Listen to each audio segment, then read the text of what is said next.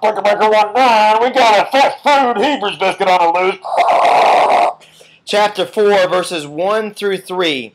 Therefore, while the promise of entering his rest still stands, let us fear, lest any of you should seem to have failed to reach it.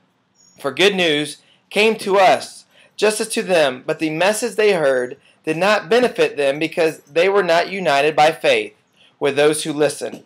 For we who have believed enter that rest, as he has said, as I swore in my wrath, they shall not enter my rest, although his works were finished from the foundation of the world.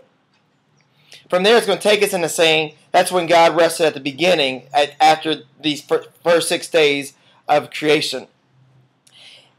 If you've ever struggled like I have, of, wow, I see so much sin in my life, am I even really saved? And we're seeing the patterns put out here. A saved person hears good news about Jesus, and it is united to how that person lives. They're going to obey because they really believe obedience brings about the good and perfect gifts of relationship with God that we ultimately want. If you hear the good news and say, yeah, that sounds great, but it's not going to change the way I live, then that's proof then you don't really believe that's what's good and perfect. And so that's where you divide the wheat and the weeds of the parables. Ultimately, do we see patterns of obedience or disobedience?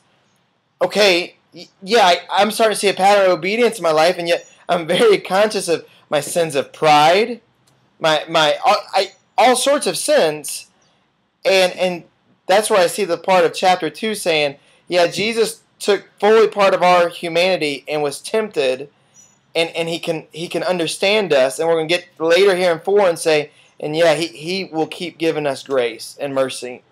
So what it really comes down to is we desire obedience, and when we fail in that, instead of giving into more deception and a harder heart, beyond feelings, we just go to Christ, wash me,